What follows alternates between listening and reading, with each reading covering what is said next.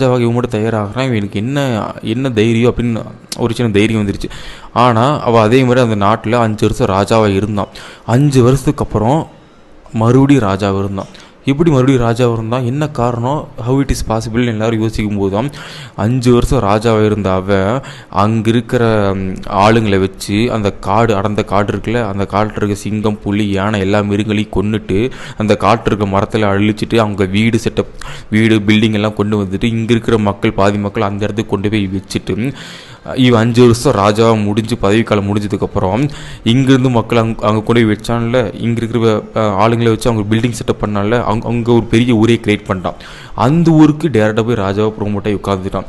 So இதுலேருந்து என்ன தெரியுதுன்னா, நமக்கு ஒரு வாய்ப்பு கிடைக்குன்னா அந்த வாய்ப்பை கரெக்டாக யூஸ் பண்ணி கரெக்டாக திங்க் பண்ணி ஸ்பான்டேனியஸில் என்ன பண்ணணுங்கிறத யோசித்து நம்ம விஷயத்தை செயல்படுத்தினோம்னா கண்டிப்பாக அந்த வாய்ப்பை கரெக்டாக யூஸ் பண்ணோம்னா நமக்கு அதுக்கப்புறம் சூப்பரான லைஃப் இருக்குது.